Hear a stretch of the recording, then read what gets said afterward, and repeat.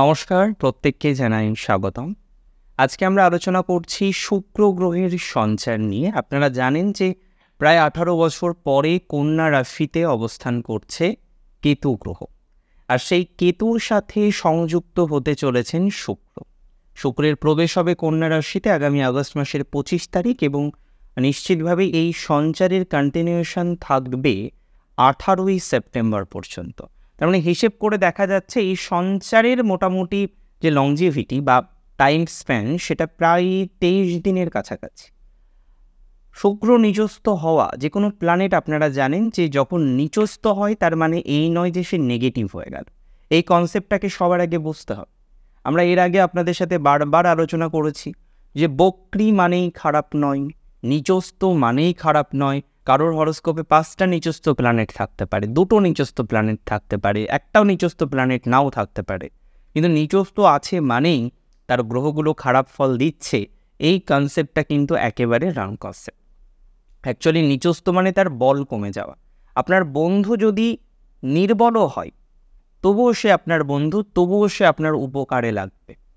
আর আপনার শত্রু যদি সবলই হয় তাহলে সেই শত্রুই সে আপনাকে ক্ষতি করবে। তো সিগনিফিকেন্টলি আমরা দেখতে পারবো শুক্র সিংহ রাশির দ্বিতীয় প্রবেশ করবে এবং খুব ভাইটাল প্ল্যানেট, কারণ আপনাদের দশমপতি, আপনাদের কর্মভাবের অধিপতি শুক্র, আপনাদের তৃতীয় ভাবের অধিপতি, যোগাযোগ সহজ ক্ষেত্রের অধিপতি শুক্র, সে প্রবেশ করবে ধনভাবে, দ্বিতীয় ভাবে, এবং সেখানে ডেফিনেটলি কেতু যুক্ত হচ্ছে। এই সেগমেন্টটা একটু ডিস্টার্ব। শুক্র নিজে যতটা না নিচস্থ হওয়ার ফলে আপনাদের ডিস্টার্বিং সিচুয়েশনকে রিপ্রেজেন্ট করতে পারে, তার থেকে কয়েক গুণ বেশি করতে পারে কেতু যুক্ত অবস্থায় থাকার কারণে। সিগনিফিকেন্টলি দেখা যাবে এই সঞ্চারের বিভিন্ন পজিটিভ আঙ্গিক আছে, কয়েকটি বিষয়ে চিন্তাও বৃদ্ধিপ্রাপ্ত হবে। তবে সমস্ত চিন্তা একটা অবসানের সূত্র আছে, সেটা আমি আপনার সাথে শেষে শেয়ার করব আজকের ভিডিও। প্রথমেই বলে রাখি, এই সঞ্চারে অনেকেই দেখবেন একটু দান করা, একটু অর্থ খরচ করা, কারোর জন্য কিছু খরচ করার টেন্ডেন্সি, এগুলো বৃদ্ধিপ্রাপ্ত হবে। যেহেতু শুক্র দ্রব্যকে রিপ্রেজেন্ট করে, ভিনাস রিপ্রেজেন্ট দ্রব্য অ্যান্ড কেতু রিপ্রেজেন্ট মুক্তি, তাহলে দ্রব্য মুক্তির সম্ভাবনা তৈরি হবে। তার মানে এটা নিশ্চিতভাবেই বলা যেতে পারে যে দ্বিতীয়ভাবে আধার করে যেহেতু দ্রব্য মুক্তি, সুতরাং এখানে কিছু এক্সপেন্স, কিছু খরচ, কিছু দান করা, কিছু প্রদান করা, কারোর প্রয়োজনে পাশে দাঁড়ানো, এই বিষয়বস্তুগুলোর ইমপ্রুভমেন্ট হতে পারে। তবে শুক্রের দ্বিতীয় সঞ্চার আপনার বাকশক্তির ক্ষেত্রেও কিছুটা ডিস্টারবেন্স আনতে পারে। মানে এরকম নয় যে আপনি কথা বলতে পারবেন না, তবে কথা বলার ক্ষেত্রে আপনার আড়ষ্টতা আসতে পারে।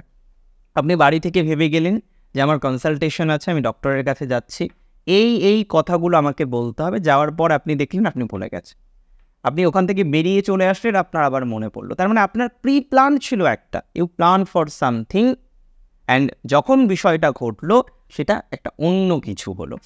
তো আলটিমেটলি কী হলো? আলটিমেটলি আমরা সেটা থেকে একটা পজিটিভ আউটকাম কিন্তু পেলাম না, সিগনিফিকেন্টলি সেই ধরনের একটা বিষয়বস্তু আসলো না। আরও বেশ কিছু বিষয় আছে যেগুলো আমাদের জানা উচিত, যেখানে আমি মনে করি যে শুক্রের এই সঞ্চারের প্রভাবে আপনাদের কিছু কিছু ক্ষেত্রে অর্থনৈতিক ডিস্টারবেন্স আসতে পারে। তবে এই সময় নতুন লোন নেওয়া যাবে না, নতুন বাড়ি ক্রয় করা যাবে না, নতুন গাড়ি ক্রয় করা যাবে না, এবং যাদের কোনো কারণবশত মুখমণ্ডলের কোনো পীড়া, মুখের কোনো একটা হঠাৎ করে দাগ হলো, হঠাৎ করে ব্রণ একটা আপনাকে খুব ভোগালো, বা কোথাও যেন একটা স্কিন রিলেটেড ইস্যুস আপনার কমতেই চাচ্ছে না, হেয়ার রিলেটেড একটা ইস্যুস আপনার কমতেই চাচ্ছে না, চোখে হঠাৎ করে একটু অ্যালার্জিক প্রবলেম হয়ে গেল, মাঝে মাঝে একটু ইচিনেস হচ্ছে। সো এই যে সিমটমগুলো যেগুলো মুখমণ্ডল সম্পর্কিত, সেটা হতে পারে related with your I, related with your tongue, related with your teeth, হতে পারে।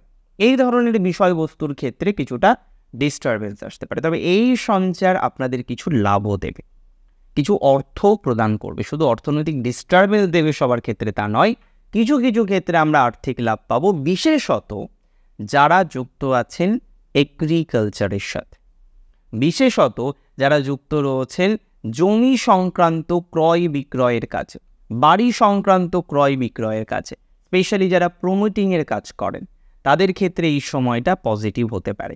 আপনি নিজে ক্রয় করার কথা বলিনি, নিজে ক্রয় করার কথা একদমই বলিনি, তবে যারা ক্রয় বিক্রয়ে সহায়তা করেন তাদের ক্ষেত্রে পজিটিভিটির মাত্রাটা বাড়বে। তার সাথে সাথে বিক্রি যারা করতে চাইছেন, আপনার একটা অ্যানসেস্ট্রাল প্রপার্টি রয়েছে, দীর্ঘদিন ধরে আপনি প্রপার্টি বিক্রি করার চেষ্টা করছেন কিন্তু কোনো কারণবশত প্রপার্টি বিক্রি হতে চাইছে না, সেই ক্ষেত্রে কিন্তু কিছুটা সহযোগিতা আসতে পারে। তবে মাথায় রাখতে হবে, যেহেতু কালপুরুষের ষষ্ঠভাবে শুক্র কিন্তু একত্রে থাকবে, শত্রু রিলেটেড বিষয়েও কিন্তু সামহাও ভোগান্তি আসতে পারে। তবে একটা সিক্রেট আপনাদের সাথে শেয়ার করি, শত্রু মুখেই মারিতঙ্গজ, মুখেই নানা রকম কথা বলবে, কিন্তু বাস্তবে আপনার এই মুহূর্তে খুব একটা ক্ষতি করতে পারবে না। মৌখিকভাবে তার বিভিন্ন রকম বক্তব্য থাকতে পারে, এটা করে দেবো, সেটা করে দেবো, দেখে নেব, বিভিন্ন রকম বিষয় আসতে পারে। একদম রিল্যাক্স থাকুন, খুব একটা জটিলতার জায়গা অন্তত শত্রুর দিক থেকে আসবে না, টেনশন ছাড়া।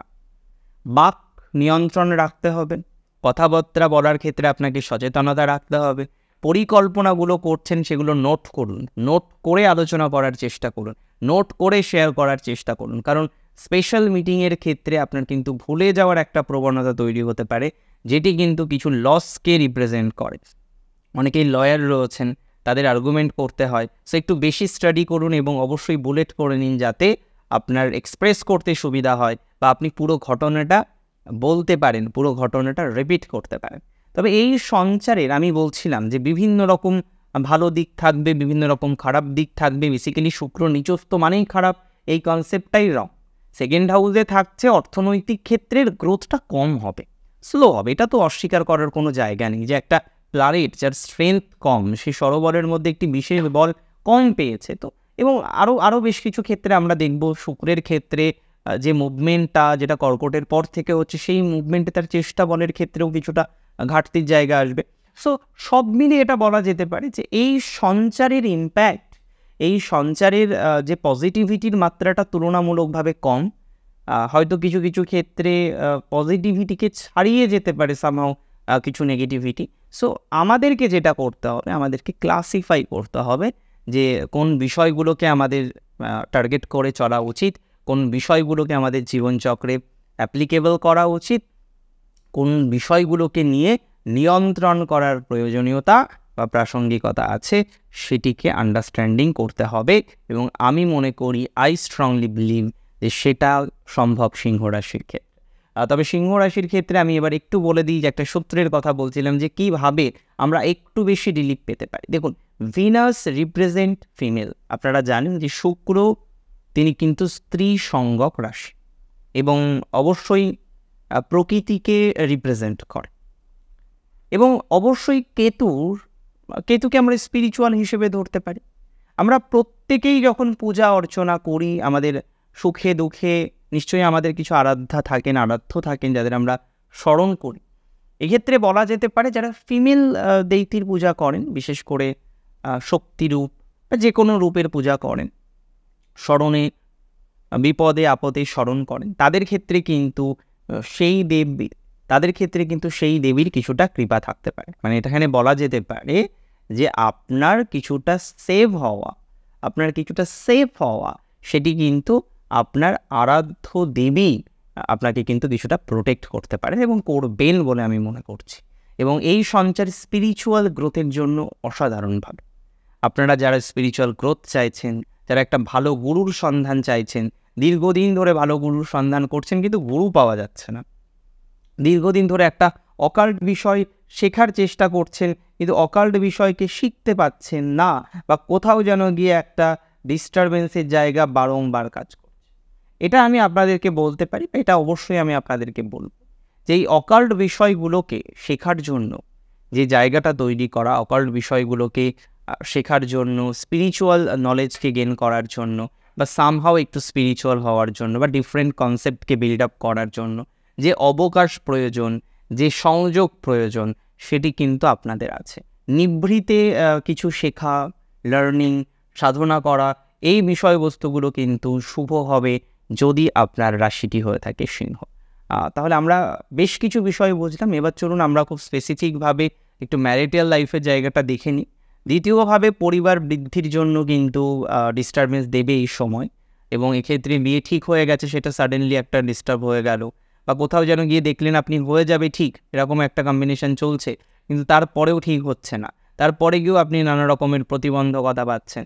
সো এরকম একটা সিচুয়েশনের পসিবিলিটিস সেটা কিন্তু লক্ষ্য করা যাবে যদি আপনার রাশিটি নিশ্চিতভাবেই হয়ে থাকে সিংহ রাশি। মানে বিয়ের ক্ষেত্রে, ম্যারিটাল লাইফের ক্ষেত্রে এই সঞ্চার খুব একটা সাপোর্টিভ হবে না। ইভেন যাদের বিয়ে ঠিক হয়ে গেছে, ভাবছেন এগোবেন এই বিষয়টাকে কেন্দ্র করে, তাদের ক্ষেত্রেও সামহাও কিছু ডিস্টারবেন্স আসতে পারে, যেটা আমাদেরকে নিয়ন্ত্রণ করা দরকার বা নিয়ন্ত্রণ করা প্রয়োজন বলে আমি মনে করি। চলুন নক্ষত্র ভিত্তিক আলোচনা করা যাক। প্রথম নক্ষত্র যেটি, সেটি নিশ্চিতভাবেই মঘা নক্ষত্র, এবং মঘা নক্ষত্রের অধিপতি কিন্তু হচ্ছে কেতু গ্রহ। দ্বিতীয় পতির অবস্থান যদিও এই সময় কিন্তু দ্বাদশে থাকবে। বুধ গ্রহ রেট্রোগ্রেড মোশনের জন্য 22শে আগস্ট ধীরে ধীরে ইনক্লিনেশন দেওয়া শুরু করবে ক্যান্সারে, কর্কট রাশিতে, এবং তার এই সঞ্চারটা কিন্তু প্রায় এই সঞ্চারটাকে পুরোটাই প্রায় গ্রাস করে নিচ্ছে, কারণ সেপ্টেম্বরের প্রথম সপ্তাহ পর্যন্ত তো আমরা এই সঞ্চারটাকে ইজিলি পাচ্ছি। সো এই জায়গায় দাঁড়িয়ে এটা বলা যেতে পারে যে মঘা নক্ষত্রের ফাইন্যান্সটাকে কন্ট্রোল করতে হবে। এই সময় লেনদেন করা, কিছু ক্রয় করা, কিছু বাকি দেওয়া, এই বিষয়গুলোকে অ্যাভয়েড করতে হবে। তার মানে সবার আগে যেটা করা দরকার বা যেটা প্রয়োজন বলে আমি অন্তত মনে করি সেটা হলো নিয়ন্ত্রণ করা। কি নিয়ন্ত্রণ করা? অবশ্যই নিয়ন্ত্রণ করতে হবে যাতে আপনার মানিটাকে ম্যানেজ করতে পারেন। হ্যাঁ, সম্পর্কের ক্ষেত্রে এই সময় একটু বাধা আসলেও একেবারে বিমূর্ষ হওয়ার কিছু নেই।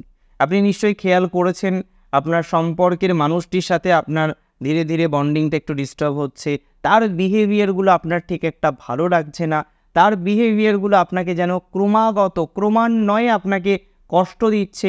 এই ধরনের বিষয়ে আমি মনে করি পজিটিভিটির মাত্রাটা অনেকটা বৃদ্ধিপ্রাপ্ত হবে।